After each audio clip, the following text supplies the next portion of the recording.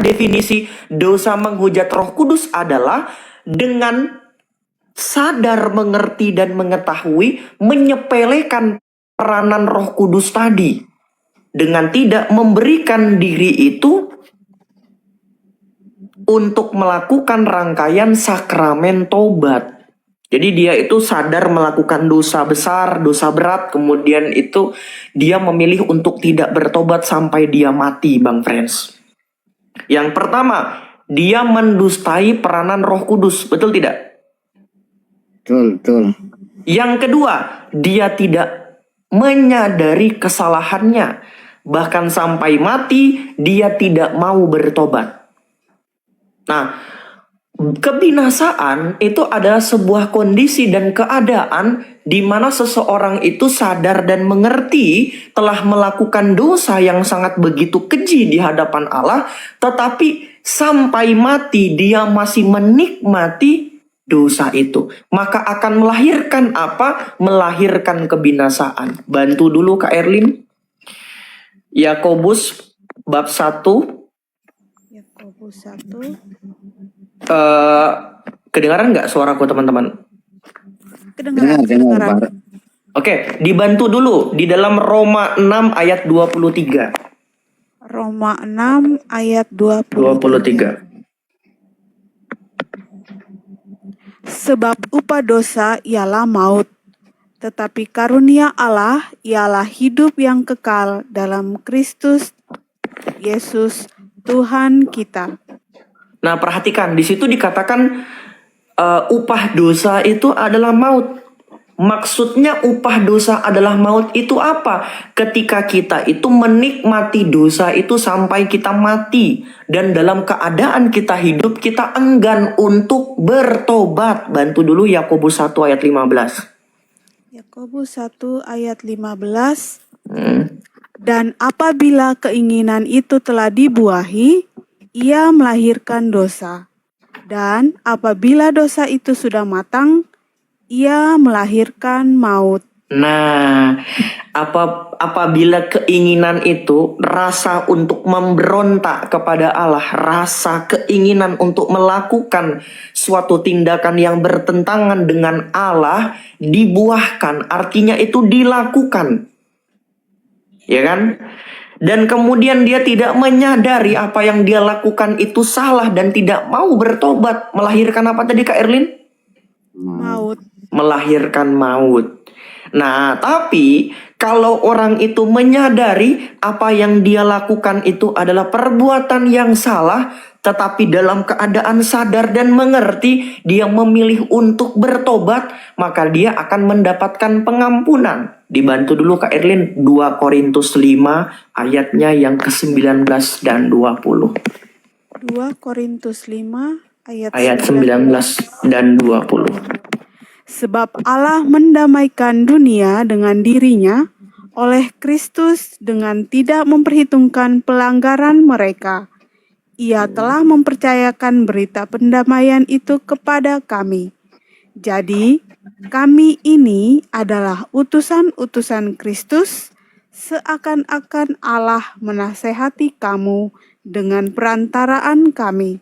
Dalam nama Kristus, kami meminta kepadamu, berilah dirimu didamaikan dengan Allah.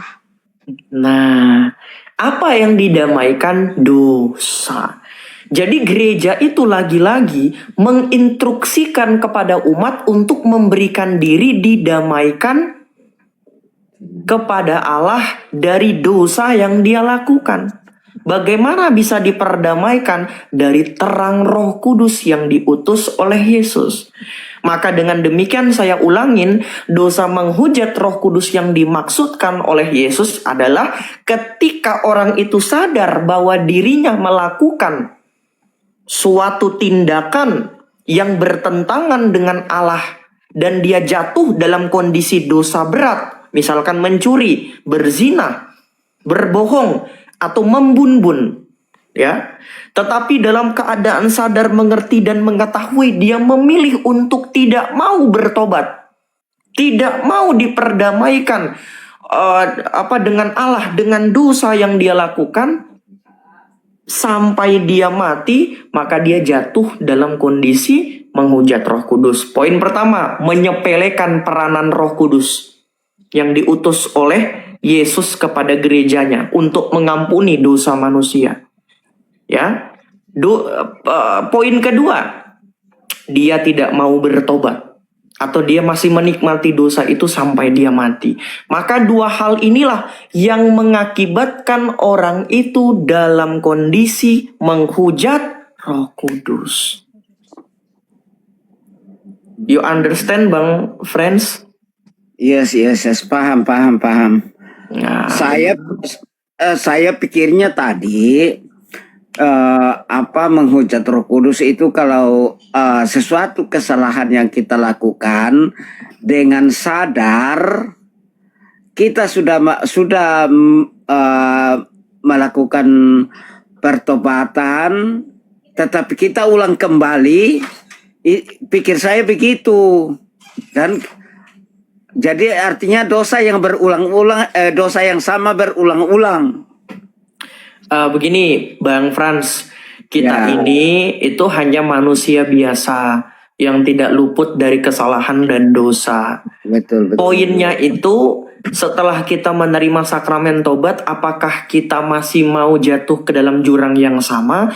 Tentu saja tidak. Tidak. Ya kalau ada yang kemudian mempermainkan sakramen tobat, yang penting saya sudah melaksanakan pertobatan, setelah itu saya ada inisiatif nih untuk melakukan dosa, ya maka sakramen tobat tidak akan pernah berarti, karena inisiatif di dalam dirinya itu sudah tidak benar. Ya kan? Tapi kalau dia dengan sungguh-sungguh meminta ampun kepada Tuhan, dia terjatuh lagi ke dalam dosa yang sama, tetapi dia bangkit lagi untuk kemudian berusaha untuk bertobat, jatuh bangkit lagi, maka biarkanlah Allah menilai dalam kerahimannya. Bukankah Petrus itu pernah jatuh ke dalam dosa?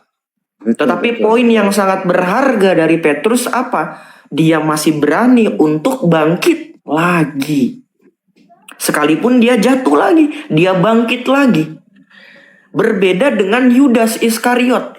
Ketika dia menyadari bahwa dia telah melakukan sebuah kesalahan dan dosa yang sangat berat di hadapan Allah, dengan menjual Tuhan Yesus atau mengkhianati Tuhan Yesus. Tetapi dari dosa yang dia sadari, dia tidak ada inisiatif untuk bertobat. Malah sebaliknya, dia mengakhiri hidupnya dengan cara bundir.